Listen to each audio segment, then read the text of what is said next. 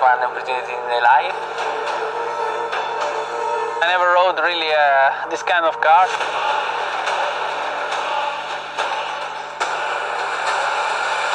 In the end, this is fuel, his engine is noisy.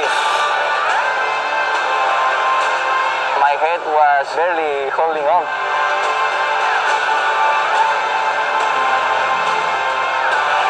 Who will be the quickest?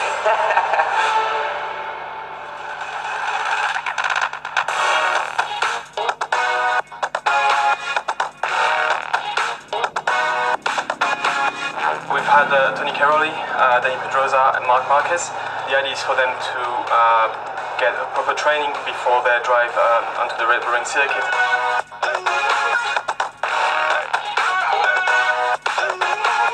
This simulator session for all of them will be a massive help, not only to learn the track from a racing car point of view, where you're seated, but also in terms of braking and what sort of speed you can carry into the corners. That will definitely be a plus to gain some time into the training.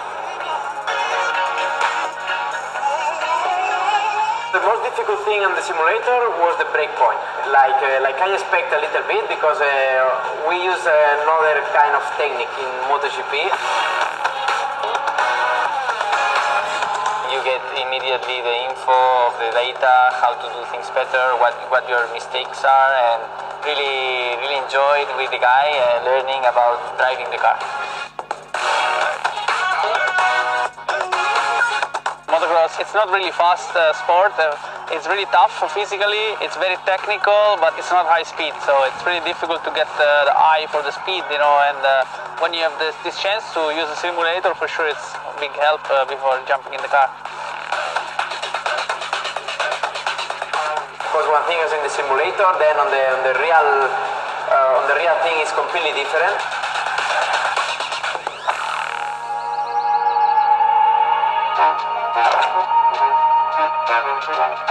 Red Bull approached me and said we have some of our two-wheel legends, Tony Caroli, Dani Pedrosa and Marquez. You know, for me it's an absolute honour to try and help them at a really cool track here in Red Bull Ring.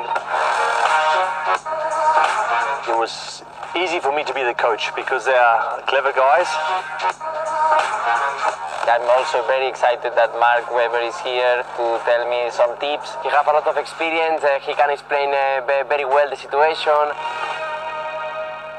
With Marq, I got to have dinner with him the night before. We had, of course, a good chat about what the expectation is. Of course, the seating position is very different from what he's used to on the MotoGP bike. The eye line is much higher on the bike. He can move a lot more on the bike, so he has a good chance to manipulate the machinery. In the Formula One car, he cannot really do that, so that was an important topic to talk about that and what he should feel with this restriction, and this is normal. Braking is a big topic as well, that he's really making the most of the downforce because there's not much downforce, of course, on a motorbike. They're trying now with some wings and little things, but in general, the Formula One car has incredible grip.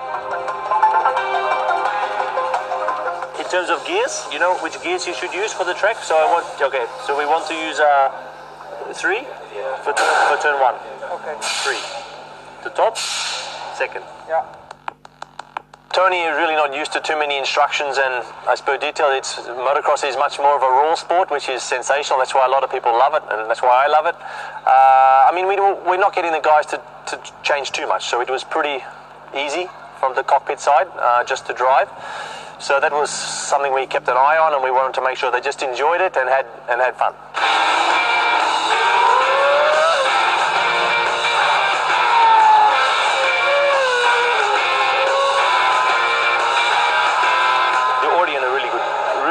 Really good start, but we want to get these peak pressures just up a little bit because we have the downforce. I don't want you to brake at the start, not any later. It's okay, but just to get a feel of what the braking can do. Even if you're at the apex a bit slower, that's fine. But then you start to put the jigsaw together to say, okay, now I know what the brakes can do, and then I start to brake a bit later.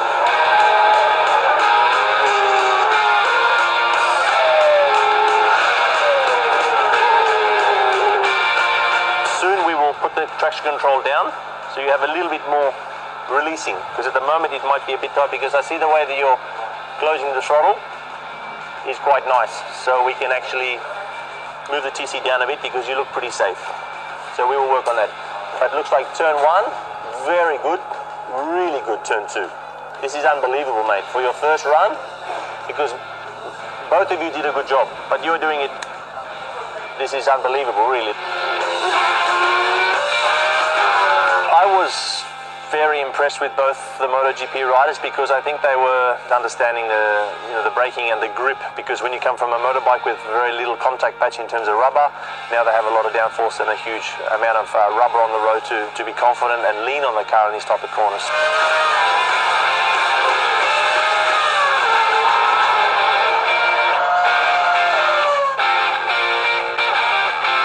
Very good with the upshifting. Yeah. Very good. Really good. But in the corner, Slow. trust. Take it in. The left one. Take it in. Take it in. Yeah. Take it in. Use the tires. You have the grip. Yeah. The big tires. Yeah. That was impressive to see with the telemetry. They knew what to do, and that was really easy for me to then dissect and work on the areas that they wanted to.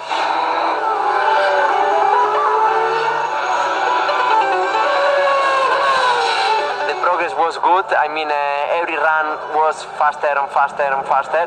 And yeah, step by step, I feel better with the car. Was a big help to have Mark Webber just trying to coach me. Ich glaube, das war eine Steigerung, die ihn in einem Formel 1 Feld zumindest im Mittelfeld platzieren würde.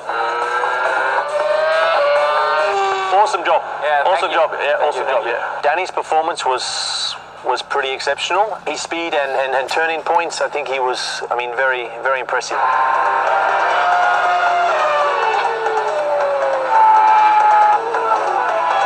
He started the slowest, which was not slow really at all, but he was still very quick, but he made big steps because you could see even on his last run, he was improving a lot. So he's one which will benefit even from more laps.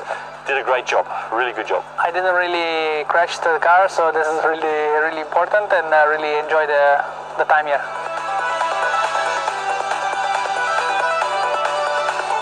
Driving a Formula 1 was a dream comes true. I mean, I was so excited on the beginning. It was difficult to sleep during the night, honestly speaking, but then it was a dream comes true.